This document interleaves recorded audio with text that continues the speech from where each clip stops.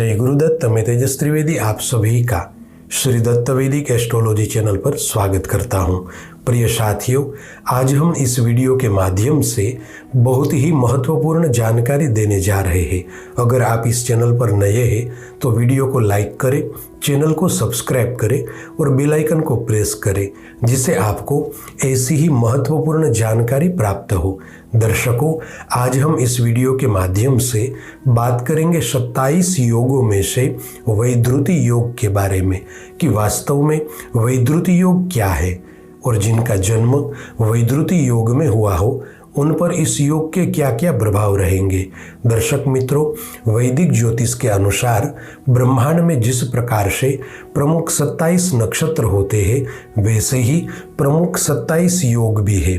सूर्य और चंद्रमा की विशेष दूरियों की स्थितियों को योग कहते हैं, जिसकी जानकारी शायद ही कम लोगों को होगी। हमारे जीवन में जिस प्रकार से नक्षत्रों का शुभ और अशुभ प्रभाव रहता है, उसी तरह इन 27 योगों के भी शुभ और अशुभ प्रभाव हमारे जीवन में होते हैं।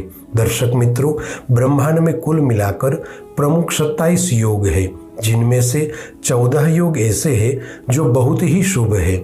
जिन योगों में अगर किसी का जन्म हुआ हो तो उसे शुभ माना गया है, किंतु 8 योग ऐसे हैं जो बहुत ही अशुभ माने जाते हैं। अतः इन 8 खराब योगों में से किसी भी योग में जन्म हुआ हो तो उसे खामियाजा भुगतना पड़ता है, और बाकी बचे शेष 5 योग जो मध्यम कहलाते हैं। तो आज हम इन्हीं 27 योगों में से बात करेंगे वैधृति योग के बारे में। दर्शक मित्रों, वैधृति योग को अत्यधिक अशुभ माना जाता है, क्योंकि इस योग की अधिष्ठात्री देवी धूमावती है और वैधृति योग के अधिष्ठाता ग्रह राहु है, जिस कारण इस योग के बुरे प्रभाव बढ़ जाते हैं। वैदिक ज्योतिष में यहाँ तक कहा गया है कि अगर किसी भी बच्चे का जन्म वैधृति योग में होता है तो उसके जन्म उपरांत 1 वर्ष के अंदर वैधृति योग का शांति विधान करवा लेना चाहिए। उसके बाद वह बच्चा जब 15 साल का हो तब दोबारा इसी योग का शांति विधान करवा लेना जरूरी है, जिससे वैधृति योग में जन्मे जातकों को अपने जीवन में कोई समस्याएं न आए। क्योंकि जब किसी भी बच्चे का जन्म वैधृति योग में होता है तब उस जातक के जीवन में काफ़ी समस्याएं आती है। खासकर वैधृति योग में जन्मे बच्चों को आरोग्य से जुड़ी समस्याएं अधिक रहती है। बाल्यकाल में खराब स्वास्थ्य के चलते इन्हें काफ़ी कुछ भुगतना पड़ता है। साथ ही पढ़ाई के क्षेत्र में भी इन्हें सफलता हासिल नहीं होती। ऐसे जातक पढ़ाई लिखाई में होशियार होने के बावजूद भी बड़े संघर्षों के बाद चाहकर भी हायर एजुकेशन प्राप्त नहीं कर पाते हैं। वैधृति योग में जन्मे जातक काफ़ी मेहनत करने के बाद भी अपने जीवन में आगे नहीं बढ़ पाते। इनकी उन्नति में किसी न किसी कारणों से रुकावटें आती है। ये मेहनत तो करते हैं, किंतु इनकी मेहनत का श्रेय कोई और ले जाता है। वैधृति योग में जन्म लेने वाले जातकों को अपयश मिलता है। ये लोग अपने परिवार या समाज के लिए चाहे कितना भी अच्छा काम कर ले, स्वयं को समर्पित कर दे, किंतु अंत में इन्हें जो मान सम्मान मिलना चाहिए, जिनके ये हकदार होते हैं, वह सम्मान इन्हें नहीं मिलता। वैधृति योग में जन्मे लोगों की जन्म कुंडली में विवाह के अच्छे योग होने के बावजूद भी इनके विवाह में अड़चनें आती है। सगाई होके टूट जाना या विवाह में देरी होती है। वैधृति योग में जन्मे लोगों को आर्थिक और मानसिक दुविधाएं अत्यधिक रहती है। विशेष रूप से जिन लोगों का जन्म वैधृति योग में हुआ हो, उन्हें प्यार, इश्क, मोहब्बत, दोस्ती, यारी इन सब के चक्कर में नहीं पड़ना चाहिए, क्योंकि इस योग में जन्म लेने वाले लोगों को कभी भी प्यार और यारी में सफलता नहीं मिलती।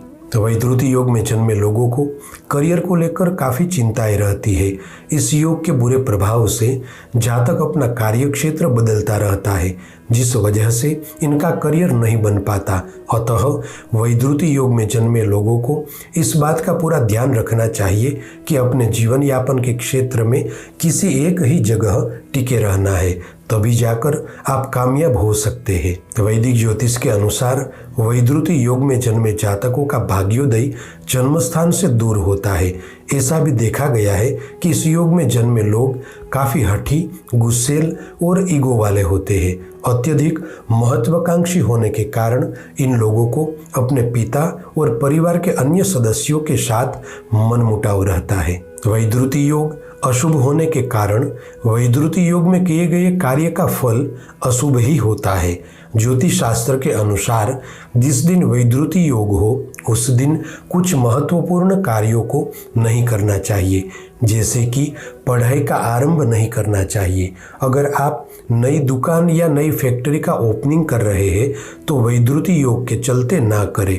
अगर आप कोई भी ऑनलाइन एग्ज़ाम दे रहे हैं तो इस दिन नहीं देनी चाहिए। साथ ही नए व्यापार और कारोबार का आरंभ इस दिन नहीं करना चाहिए। अगर किसी कारणों से नॉर्मल डिलीवरी नहीं हो रही है और बच्चे को जन्म देने के लिए सिजेरियन करना आवश्यक हो जाता है, तब अगर वैद्युति योग चल रहा हो तो सिजेरियन का समय थोड़ा आगे पीछे कर लेना उचित है, क्योंकि वैद्युति योग के चलते अगर बालक का जन्म होता है तो माता और बच्चे दोनों को कष्ट होता है। साथ ही नए घर के वास्तु यज्ञ और विवाह के मुहूर्त में भी हो सके तो वैद्युति योग को त्याज्य करें। साथियों, आज के लिए बस इतना ही।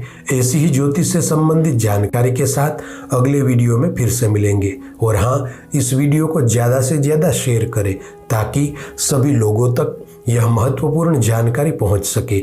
आप सभी का मंगल हो, ऐसे मेरी सद्गुरु से प्रार्थना है और आप सभी से प्रेम भरा आग्रह भी है कि आप श्री दत्त वैदिक एस्ट्रोलॉजी परिवार के साथ जुड़े, क्योंकि यहाँ आपको सही मार्गदर्शन दिया जाएगा। और एक बात समझ लीजिए कि एक सही सलाह से आपका भाग्य बदल सकता है। अतः इसी तरह वैदिक ज्योतिष का ज्ञान प्राप्त करके आप अपने जीवन में आगे बढ़े। जय गुरुदत्त।